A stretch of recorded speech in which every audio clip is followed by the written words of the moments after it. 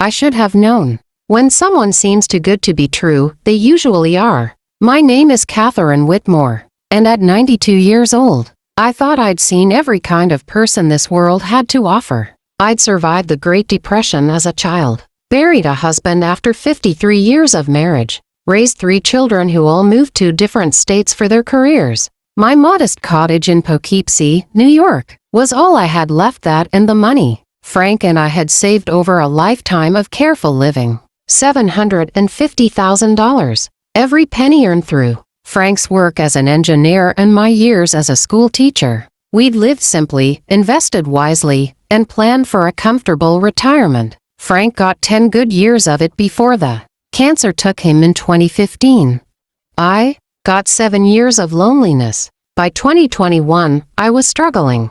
Arthritis made it hard to garden. My hands shook too much to mow the lawn. The house that Frank had maintained so lovingly was falling apart around me, and I was too proud to ask my children for help. They had their own lives, Sarah in California, Michael in Texas, Jennifer in Florida. I didn't want to be a burden. That's when Robert showed up. He lived 3 houses down with his daughter, a woman named Amanda. I'd seen them around the neighborhood but never really talked to them. Then one Saturday morning in May, I woke to the sound of a lawnmower. I looked out my window and there was Robert, 50-ish, baseball cap on, mowing my overgrown lawn like it was the most natural thing in the world. I shuffled outside in my robe. "Excuse me, I didn't hire you to do that." He turned off the mower and smiled, such a kind, warm smile. "I know, Mrs. Whitmore, your lawn was getting pretty rough, and I figured you could use a hand. No charge. Neighbors help neighbors, right?" I was so grateful I almost cried. That was the beginning. The beginning of what I thought was a beautiful friendship. The beginning of what would become the worst betrayal of my 92 years on this earth. Because Robert didn't just want to mow my lawn. He wanted my money, all of it. And he had a plan that would take me years to uncover and nearly destroy me in the process. I just didn't know it yet. Over the next 3 months, Robert became indispensable to me. He mowed my lawn every week, fixed my leaking kitchen faucet, replaced the light bulbs I couldn't reach. He never asked for money, though I always tried to pay him. He'd wave me off with that same warm smile. "Mrs. Whitmore, you remind me of my late mother. I'm just happy to help." Then he introduced me to Amanda. She was 38, with kind eyes and a gentle voice. A nurse, she told me, between jobs and living with her father temporarily. She started stopping by for tea. We'd sit in my kitchen and talk about everything: my years as a teacher, her nursing career, Frank's death, her failed marriage. "You must get lonely," she said one afternoon, reaching across the table to hold my hand. "Living here all by yourself." "Sometimes," I admitted, "but my children call every week. They worry about me." Amanda's expression shifted just for a second. Something sharp flickered behind her eyes, but then it was gone, replaced by that gentle smile. "Of course they do, but they're so far away. What if something happened? What if you fell, or had a medical emergency?" The fear had already been living in the back of my mind. She'd just given it a voice. "I manage," I said quietly. "You shouldn't have to just manage." She squeezed my hand. "What if I became your companion? I could check on you daily, help with errands, make sure you're taking your medications, and Dad could handle the outdoor work. We'd be like your local family." It sounded perfect, too perfect, but I was 92, alone, and scared. So I said yes. That's when Robert suggested it casually, like it was nothing. "Mrs. Whitmore, I've been thinking. You're trusting us with so much. Your home, your health. What if something happened to you? Who would handle your affairs? Your kids are across the country. It might take them days to get here. Have you considered giving someone local power of attorney, just for emergencies?" My heart rate picked up. Something felt wrong. But Robert's face was so earnest, so concerned. "I don't know. That's a big decision." "Of course it is," he said. "Think about it. No pressure. We just want to make sure you're protected." 2 weeks later, sitting in a lawyer's office with Robert beside me, I signed the papers that would destroy my life. The changes started small. So small I didn't notice at first. Amanda suggested I switch banks to one with better customer service. Robert drove me there himself. helped me fill out the paperwork. He was added as power of attorney on all my accounts, with Amanda as successor. For emergencies only, he assured me. Then my bank statements stopped coming to the house. I had them switched to paperless, Robert explained when I asked. It's easier. I can monitor them online and alert you to any issues. Plus, it's better for the environment. I didn't like it, but I didn't argue. He was doing so much for me. How could I complain? My children started noticing things during our weekly calls. Mom, you sound tired, Sarah said in October. Are you eating enough? Taking your vitamins? I was tired. Amanda had reduced my grocery budget to help you save money, she'd said. The supplements Frank and I had always taken were too expensive. According to Robert, I was making do with generic vitamins from the dollar store. I'm fine, sweetheart. Just getting older. When did you last see Dr. Patterson? Michael asked in November. I couldn't remember. Amanda had canceled my last appointment because the weather was bad. Then she'd forgotten to reschedule. By December, I'd lost 15 pounds. My clothes hung off my frame. I felt weak, confused. Sometimes I'd forget what day it was, or whether I'd eaten lunch. Early dementia, Amanda told my children when they called, concerned. It's very common at her age. Don't worry, Dad and I are taking excellent care of her. But they weren't. They were bleeding me dry. And I was too weak and confused to see it. The checks started in January 2022. Robert would present them to me, explain what they were for: home repairs, medical expenses, Amanda's companionship fees. I'd sign them, my hand shaking. I couldn't even read the amounts anymore without my glasses, which had mysteriously broken. Robert kept promising to take me to get new ones, but we never quite made it. In 6 months, he'd written himself $47,000 in checks. But that was just the beginning. The real theft hadn't even started yet. That would require something bolder. Something that would take every penny I had and leave me with nothing. And Robert was just waiting for the right moment to strike. The massive transfers began in March 2022. I didn't know about them. Of course. My bank statements were paperless, managed by Robert. My children were being told I had dementia. Amanda controlled who I spoke to and when. But Robert made one critical mistake. He underestimated my daughter Sarah. Sarah was a lawyer in San Francisco. A very good one. And in April 2022, she got suspicious. Mom, it's Sarah. Can we talk alone? I was in my bedroom. Amanda was downstairs. Of course, darling. When's the last time you looked at your bank statements? The question confused me. Robert handles all that now. He has power of attorney. There was a long silence. Mom, why does Robert have power of attorney? We never discussed this. For emergencies. In case something happens to me. He and Amanda have been so helpful. Mom, I need you to listen to me very carefully. Sarah's voice had that sharp edge she used in courtrooms. Do you remember how much money you and Dad had saved? $750,000, give or take. Why? Have you given Robert permission to transfer large amounts of money? My heart started pounding. No, just checks for repairs and things. Maybe a few thousand total. Mom, Sarah's voice cracked. I called your bank. They wouldn't give me details. But they confirmed Robert has made multiple large transfers from your accounts. We're talking hundreds of thousands of dollars. The room spun. That's not possible. He wouldn't. I'm flying out tomorrow. Don't tell Robert or Amanda I called. Don't sign anything. Don't give them any more access. Do you understand? I understood. But I didn't want to believe it. That night, I pretended to be asleep when Amanda came to check on me. After she left, I got up and searched my own house. Looking for what? I wasn't sure. Evidence, proof that Sarah was wrong. In the kitchen drawer, I found copies of bank transfer receipts. Robert had been sloppy, left them there after showing them to Amanda. My hands shook as I read them. March 15th, transfer of $85,000 to Robert's account. Home renovation expenses. March 30, transfer of $125,000 to Robert's account. Medical care fund. April 10th, transfer of $95,000 to Robert's account. Investment opportunities.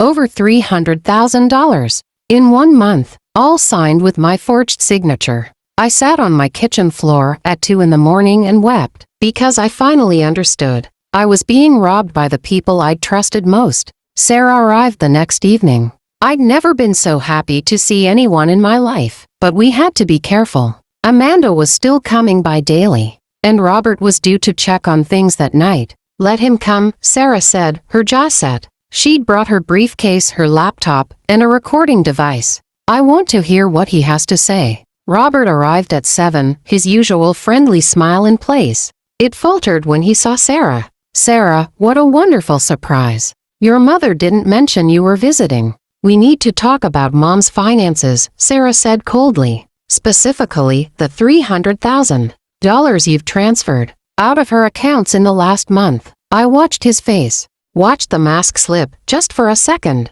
before he rearranged it into an expression of hurt confusion. I don't know what you're talking about. Every transaction I've made has been with your mother's full knowledge and consent. Haven't they, Mrs. Whitmore? He looked at me with such convincing concern that for a moment, I doubted myself. Had I consented? Was my memory really that bad? I don't remember agreeing to those amounts, I said quietly. Mom, you have dementia, Robert said gently. We've discussed this with all your children. These transfers were for your care. Home modifications, medical equipment, Amanda's full-time companionship services. Bull, Sarah snapped. I contacted the bank. Those transfers went directly into your personal account, not to contractors, not to medical suppliers, to you. For reimbursement, Robert said smoothly. I paid for things out of pocket and got reimbursed. It's all documented. Then show us the documentation. He couldn't, because it didn't exist. That's when Amanda arrived. She'd been listening from the porch. This is elder abuse, she said, her kind voice suddenly sharp. You're upsetting Catherine. She's vulnerable, confused. She asked us to help her, gave us legal authority. Under false pretenses, Sarah interrupted. And I have a forensic accountant reviewing every transaction. If you've stolen from my mother, I will prosecute you both to the fullest extent of the law. Robert's mask finally fell away completely. His eyes went cold. Good luck proving anything. Your mother signed everything. She has dementia. Who's a jury going to believe? To caregivers who sacrificed their time to help an elderly woman, or a paranoid daughter who abandoned her mother and only showed up when money went missing. He actually smiled.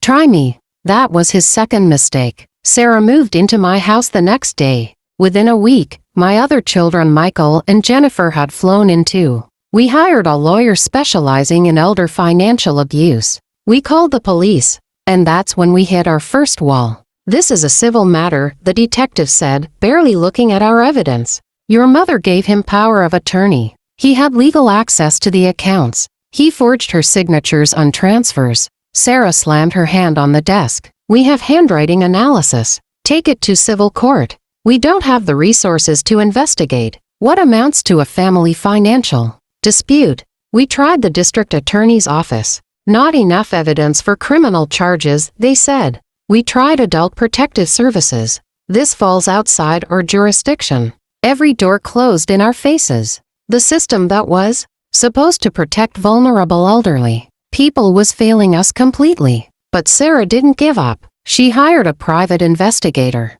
And that's when we discovered Robert's past. He'd done this before, twice. In 2015, in Albany, he'd befriended an 87-year-old widower, gained power of attorney, and stolen $45,000. The case was settled civilly. The family didn't want to put their father through a trial. In 2018, in Syracuse, he'd convinced an elderly couple to let him manage their investments. $60,000 disappeared. Again, settled civilly. He'd been moving from town to town, targeting isolated elderly people, draining their accounts, and disappearing before criminal charges could stick. But this time was different. Because this time, he'd gotten greedy. And this time, Sarah had resources. We discovered something else too. Something that made my blood run cold. Amanda wasn't just his daughter. She was his accomplice. And she'd been researching my family for months before Robert ever mowed my lawn that first time.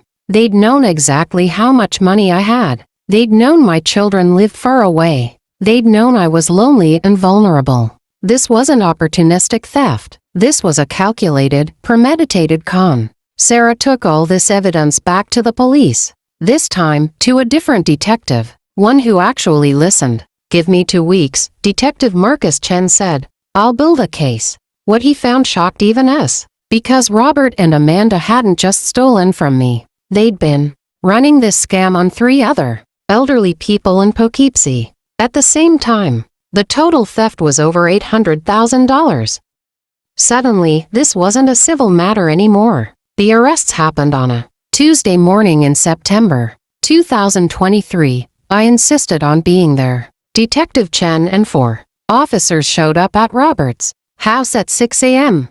I watched from Sarah's car as they led him out in handcuffs, his face finally showing real emotion panic. Amanda was arrested 30 minutes later at the grocery store where she was shopping with my stolen money. The evidence was overwhelming. Forged signatures on over 60 checks, unauthorized wire transfers totaling $230,000, bank records showing the money going directly to Robert's personal account, then being spent on a new truck, casino trips, jewelry, expensive dinners. They'd even used my money at ATMs inside casinos. The surveillance footage was damning, but the most devastating evidence came from Robert's own computer. Detective Chen found spreadsheets tracking all 4 of his victims, their assets, their vulnerabilities, their family situations. He'd rated us on how easy we'd be to manipulate. I was marked as very easy, isolated, trusting, no local family. The trial lasted 3 weeks.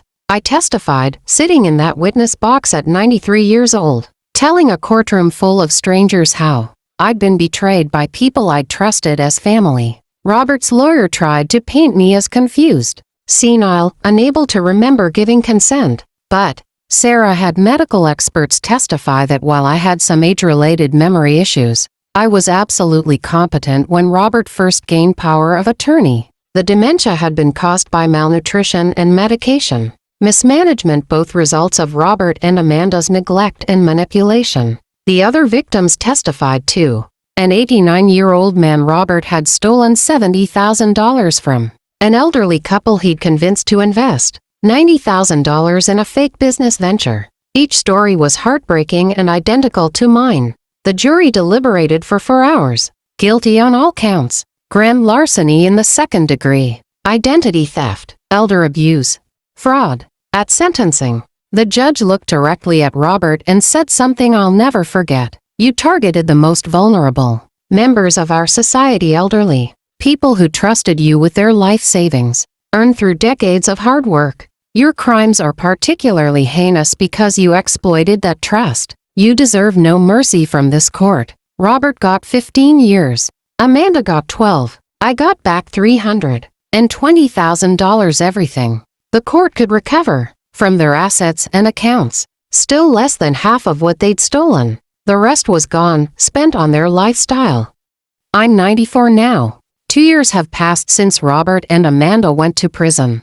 I'm writing this from my daughter Sarah's home in San Francisco, where I moved after the trial. I couldn't stay in that house in Poughkeepsie. Too many ghosts. Too many memories of my own stupidity. People ask me if I'm angry. The answer is complicated, yes. I'm angry that I lost over $400,000 that Frank and I spent our lives earning. I'm angry that I had to sell my home, the home Frank and I bought in 1968, where we raised our children, to pay legal fees and cover the money that couldn't be recovered. I'm angry that the system failed me so completely, that police told me it was a civil matter, that I had to fight for a year and a half just to get someone to investigate, that if Sarah hadn't been a lawyer with resources, Robert and Amanda might still be out there, targeting other elderly victims. But mostly, I'm angry at myself. I was lonely, and I let that loneliness make me vulnerable. I was proud, and I didn't want to burden my children by asking for help. I ignored red flags because I wanted so desperately to believe that Robert and Amanda were good people who genuinely cared about me. The truth is simpler and uglier. They saw a mark. An elderly woman with money and no local support system. They researched me, planned their approach, and executed their con with precision. I wasn't special to them, I was just profitable. But here's what I want other elderly people to know. What I wish I'd known: asking your family for help is not being a burden. Being cautious about who you trust is not being paranoid. And signing over power of attorney to someone who isn't family should set off every alarm bell you have. My children visit me regularly now. I see my grandchildren every week. I'm not lonely anymore. Though I paid a terrible price to learn that lesson. Robert is eligible for parole in 2031. He'll be 67. Amanda will be 51. I'll be 101 years old. If I'm still alive, and if I am, I'll be at that parole hearing, telling them exactly what their kindness cost me. Some betrayals you never forgive. Some wounds you never forget. This is mine.